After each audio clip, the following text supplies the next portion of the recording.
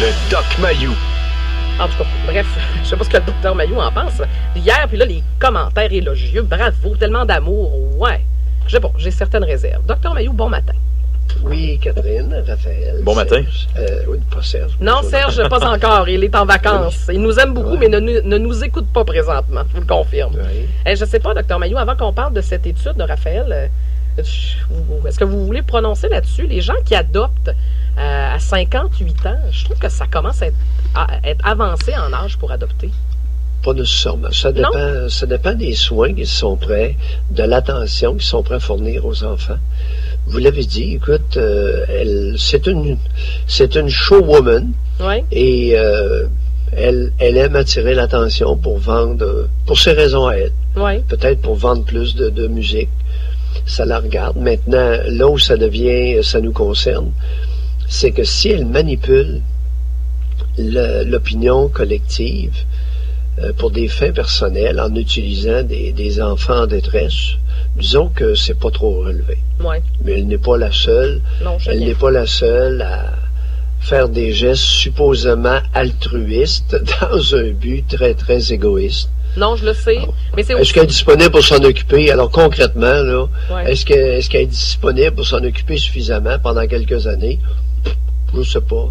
Non, ben moi non plus, mais c'est plus parce que quand je parle de l'âge, c'est pas méchant mon commentaire, mais à 58 ans, si tu adoptes un enfant, tu sais, quand lui a 20 ans, toi t'en as déjà 78, tu connaîtras pas tes parents longtemps. C'est ça aussi. Je trouve que c'est pas... Oh non, ça n'a pas de 20 ans, c'est bon. C'est pas mauvais, 20 ans. Il y en a énormément au Québec, énormément de Québécois, que s'ils avaient eu la chance de connaître leurs parents pendant 20 ans, écoute, ils seraient épanouis et la DPJ aurait beaucoup moins de travail. Oui, ben, d'ailleurs, je veux qu'on fasse un lien, Dr Mayou, parce qu'on termine aujourd'hui notre dossier sur la DPJ.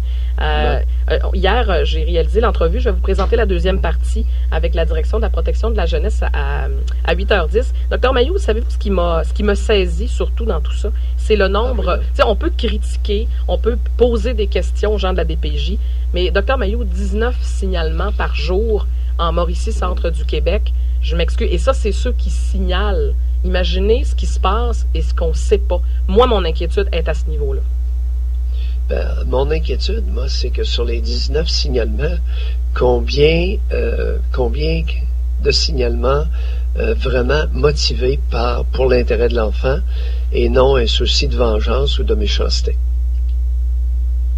Okay. Alors, sur 19, il y en a minimalement 8-10 qui sont mus par une intention malhonnête. OK, je veux juste être sûr de vous suivre, là, parce que qu'est-ce que vous voulez dire concrètement, là? Il y a beaucoup de monde. Écoute, la première chose que tu fais quand tu veux écœurer quelqu'un, puis qu'il y a des enfants, tu portes plainte à la DPJ. Ça va le mettre dans le trouble solide. Oui, mais Dr Mayou, je peux pas croire que sur les 19 cas de signalement, que ce soit 19 cas pour écœurer du monde. Ça se peut pas, Dr Mayou. Non, c'est pas ça que... Non, c'est pas ça que je dis. OK, ben je vous ai pas compris, là. OK, alors on reprend. Sur 19 cas, oui, il y en a probablement 8, 9, 10 qui sont de faux signalements, c'est-à-dire des signalements dans le but d'écœurer le parent. Bon, OK, ça se peut, peut-être. Mais il en reste quand même la moitié que ce sont de vrais signalements par jour. Oui, exact. C'est beaucoup. Et il y a beaucoup de signalements qui n'ont pas été portés. Il y a beaucoup d'enfants maltraités. Ça ne sera jamais amené, ça ne sera jamais dénoncé par personne. Oui. Alors, ce qui m'inquiète, vous dites souvent, le Québec n'aime pas ses enfants. Je vais être obligé de vous dire que je commence à vous croire de plus en plus. Oui. Mais collectivement, quel bilan il faut faire? Qu'est-ce qu'on fait? C'est énorme, Dr Mayou. J'en revenais pas du chiffre qui est avancé. Et c'est des chiffres concrets. On peut critiquer le système, mais est-ce qu'on peut se regarder dans le miroir, nous aussi, en tant que parents? Non? Oh, oui, mais parlant de chiffres, là, tu as eu j'ai écouté tout à l'heure ton entrevue avec Gina Landry, la directrice de la protection de la jeunesse. Et tu as posé une question très simple. Tu as demandé quelles étaient les statistiques d'efficacité de la DPJ. Oui, ben... Et elle a fini par te répondre, beaucoup de réussite. C'est ça une statistique? Oui, mais en même temps, Dr. 400 employés, un budget énorme. J'aurais aimé ça savoir quel est le budget total. C'est un tas de millions, là. Oui. Et elle a fini par te répondre, après avoir évité ta question, très habilement. Beaucoup de réussite. Oui, mais Dr. Le problème est là. C'est qu'il y a beaucoup de dérapages. Et ça, elle n'en a pas parlé. Beaucoup de dérapages à 2 niveaux. D'abord, la faiblesse dans les enquêtes. C'est n'importe quelle travailleuse sociale qui devient intervenante du DPJ. Avec des formations souvent plus ou moins valables et des personnalités plus ou moins fortes. C'est pas ce qu'il nous dit. Il y a ces 2 volets-là. Et la faiblesse, ça se répercute dans la faiblesse dans les enquêtes. Deuxièmement, il y a aussi les enquêtes pour choisir les familles d'accueil. Alors, il y a énormément de dérapages à ces deux niveaux-là, à telle enseigne que je recommande d'abolir la DPJ. Ouais, mais ça, on peut pas se permettre un organisme qui gaffe autant, qui génère autant de détresse, alors que le mandat, la mission, c'est de soulager la détresse des enfants. Oui, OK, mais Dr Mailloux, est-ce que ça se peut? Là-dessus, je suis pas d'accord avec vous, parce que on peut blâmer la DPJ. Ce qui me dérange un peu, c'est que quand on écoute les témoignages, on a l'impression qu'il n'y a que des incompétents à la direction de la protection de la jeunesse et que des gens qui font mal. Il y a trop, regarde, Catherine, il n'y a personne qui va affirmer sérieusement que ce sont tous des incompétents. Il y en a trop. C'est que c'est un organisme qui n'est pas suffisamment sain. Ça a toujours été. Il y a énormément de lutte de pouvoir entre l'intervenante de la protection de la jeunesse et un des parents ou un proche de la famille. Oui. C'est trop fréquent parce que ces femmes-là n'ont pas l'étoffe de l'emploi. Alors, ça prend des personnes dûment formées pour enquêter dans des situations complexes de drogue et de violence. Ça prend une policière dûment formée qui va s'adjoindre une travailleuse sociale et une psychologue au besoin. Les enquêtes sont des enquêtes policières, que ce soit de la violence auprès des enfants, violence auprès des adultes ou violence auprès des vieillards. Ça relève de notre système policier. Au départ, c'est important ce que je dis là. Mais c'est important, mais elle nous le dit. Les policiers, dans certains cas, sont impliqués dans les enquêtes quand il y a de la maltraitance. C'est l'inverse. C'est dans certains cas, on impliquera les services sociaux.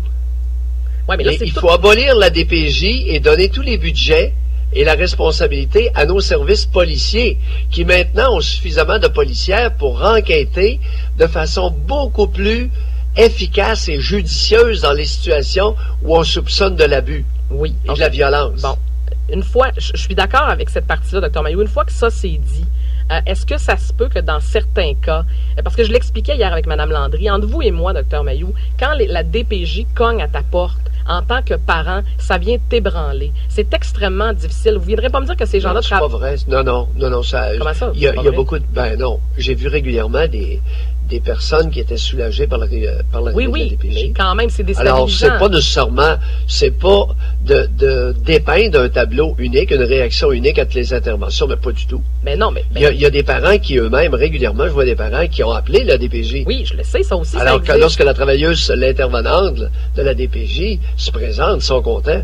Oui, mais je suis d'accord, mais vous me parlez du portrait unique. Si j'inverse le problème, Dr Mailloux, le portrait unique, si je suis votre théorie, c'est la même chose. Il n'y a pas que de mauvaises travailleuses sociales qui interviennent de façon inadéquate avec des parents et des enfants. Ça se peut pas, Dr Mailloux. Je suis tout à fait d'accord, mais il n'y en a pas suffisamment. Vous pensez qu'il y en a... J'ai parlé tout à l'heure de beaucoup de dérapages. Oui. Et c'est à elle, la directrice de la protection de la jeunesse, qui nous écoute sûrement, de déterminer avec ses proches, ses acolytes, dans quel pourcentage dérapons-nous ou y a-t-il dérape? Tu lui as posé la question. Oui, je le sais. Oui. Alors, dans quel pourcentage d'intervention avons-nous été vraiment efficaces? Oui. Dr Mailloux, est-ce que vous me permettez, un auditeur qui est... Ta question était extrêmement pertinente et je trouve ça inacceptable qu'elle n'y ait pas répondu. De répondre lorsque tu es responsable de 400 personnes. Beaucoup de réussite. Ah ouais, 2017, ça passe plus, ça. Beaucoup de réussite. Est-ce que vous me permettez, Dr Mailloux, d'introduire un auditeur qui veut commenter? Daniel, qui est en bout de ligne. Daniel, bon matin. Bon matin, Catherine. Bonjour, Daniel. Dr Mailloux. Juste un simple bonjour, Daniel. Bonjour, docteur. Quand on parle d'agression sexuelle ou même d'attouchement sexuel, c'est drôle, c'est la police qui intervient en premier parce que c'est criminel. Oui. Et là, quand on parle de violence à des enfants, c'est quelqu'un qui va peut-être intervenir, puis un jour, la police interviendra. Je suis pas dans le même sens que vous, Dr Mailloux, c'est 2 poids, 2 mesures. Oui, mais... Définitivement. Et je pourrais vous raconter ce matin des quarantaines d'histoires d'horreur. Oui, on le sait que ça existe. J'ai passé, ça fait 37 ans que j'œuvre dans ce domaine-là et que j'effectue des expertises eu égard à des situations de DPJ. Et j'ai témoigné plusieurs douzaines de fois. Oui. Si je n'ai pas témoigné 100 fois, j'ai pas témoigné une fois dans des dossiers de DPJ. Je connais le système. Le système de la DPJ n'est pas suffisamment fiable, Catherine. Oui, ils font des bons coups à l'occasion, mais il y a tellement de dérapes, ça n'a pas de bon sens. Oui. C'est ça le point. Daniel? Regardez l'histoire du député. C'est exactement ce qui s'est passé avec le député. Il y a des allégations et il y a enquête par la police. Ouais, ben là, attendez, on mélangera pas les choses ce matin. Non, on est dans la même voie, Catherine. Oui, oui, je veux bien, mais c'est parce que je veux bien, je comprends, Dr Mailloux puis Daniel, je respecte votre opinion. Dr Mailloux, c'est certain qu'à chaque fois qu'on vous fait intervenir dans un dossier, c'est pas parce que ça s'est bien passé. Je le sais que ça peut exister. Moi, mon point, c'est de dire, au-delà de blâmer toujours la DPJ, de dire que ça vaut pas de la chenoute, est-ce que... Non, Catherine, ben, c'est un peu ça qu'on dit, non, il ne s'agit pas de blâmer toujours.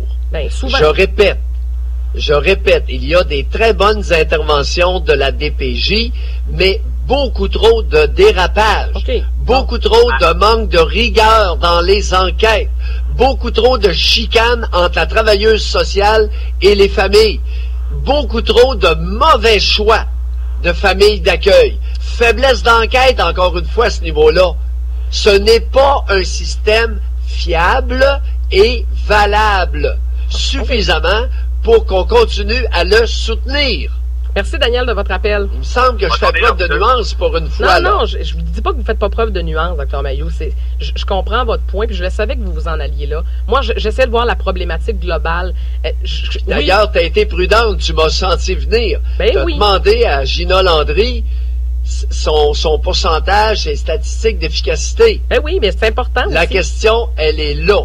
Ben, en partie, oui, elle est là. Mais moi... Elle a répondu, elle a évité extrêmement habilement, c'est une grande patineuse du verbe, elle a évité ta question pour finalement glisser beaucoup de réussite. OK, bon. Oui, okay. Ça, je m'en doutais que vous alliez là, c'est correct. Est-ce qu'il y a suffisamment de réussite pour justifier le tas de millions attribués à cet organisme-là? Voilà la question.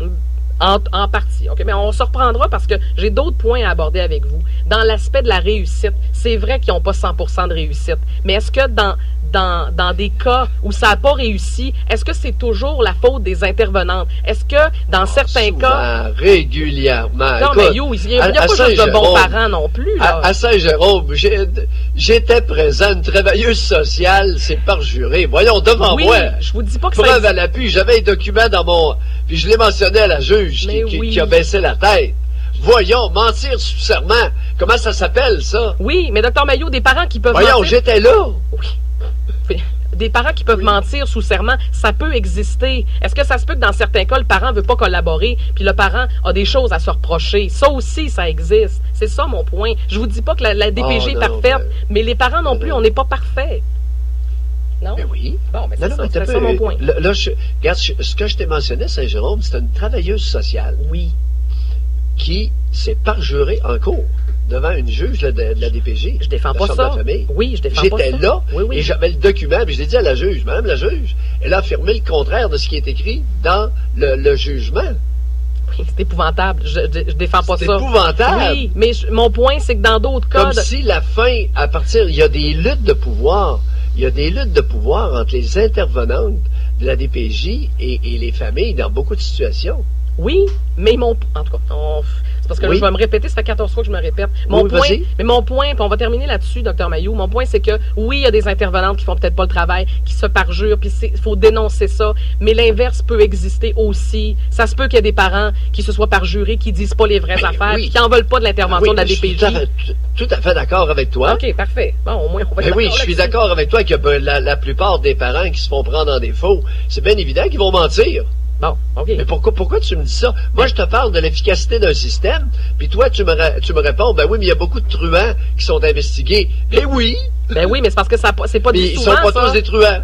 Ben, et malheureusement, il y a des intervenants de la DPJ qui confondent truands et bons parents. Ils sont pas outillés ni sur le plan de la formation, ni souvent dans leur personnalité pour démêler l'ivraie du bon grain. OK. Bon, Dr. Mailloux, on va s'en reparler. Pourquoi je vous dis ça? Vous me faites rire ce matin. Ben parce que j'essaie de trouver d'autres angles. Moi, ce qui me saisit, c'est que... Oui, 19... je comprends que tu veuilles soutenir le système. Ben non, mais je veux pas soutenir. Je recommande l'abolition parce que ce système-là n'est pas suffisamment fiable et valable. Oui. Les enjeux sont trop grands. Alors qu'on ait un système qui de temps en temps va en échapper une. Ça, c'est correct. Tu comprends? Oui. Mais je soupçonne la protection de la jeunesse de déraper dans un trop gros pourcentage de cas, compte tenu de l'enjeu qui est la vie de l'enfant, la vie émotionnelle, puis souvent même la sécurité physique. Oui, OK, parfait. Alors, combien y a-t-il eu dans l'histoire du Québec des enfants confiés à des familles d'accueil qui en ont abusé psychologiquement, ça se peut. Physiquement et sexuellement? Oui, je ne dis pas que ça existe pas. C'est pas 4 cas. Non, je le sais. Comprends-tu? Non. Et moi, je te dis, après 37 ans dans le business, que les enquêtes sur les familles d'accueil sont, dans 75% des cas, totalement bidons. OK. Allumer quelques-uns, là. Oui. Si j'ai raison, il faut allumer. Ah oui, on ne cherche pas à avoir raison ou pas raison, Dr. Mailloux. J'essaie de l'expliquer, puis j'essaie de comprendre, puis j'essaie d'avancer là-dedans. Moi, quand j'entends qu'il y a 19... Non, là, ce matin, par exemple, Catherine, je vais devoir bien respectueusement te dire que tu essaies de défendre un système. Non, ben c'est le système dans lequel on vit, Dr. Mailloux. Oui. On est pogné avec le système. Fait qu'on peut-tu s'assurer qu'il fonctionne? Non. S'il ne fonctionne pas adéquatement, on l'abolit. Et pendant ce temps-là... Il y a des limites à rénover une cabane. Si c'est une cabane, on la met à terre. Et on transfère le service au service policier. Ben parfait, on fera ça. Qui, eux, embaucheront des bonnes travailleuses sociales et de bonnes psychologues. Ouais, mais moi, pendant ce temps-là, je vais revenir sur les statistiques. Est-ce que le nombre de signalements va augmenter encore? Parce que 19 signalements par jour en Mauricie, centre du Québec, je suis désolé, ça m'inquiète profondément. Et c'est pas juste le système. Je peux t'assurer que si le système, la protection de la jeunesse est transféré au service policier, il va y avoir beaucoup moins de mauvais signalements et probablement beaucoup plus de vrais signalements. OK. Dr. Mailloux, 7h30, on a dépassé notre temps. Le système policier est encore plus respecté et respectable que le système de la protection de la jeunesse.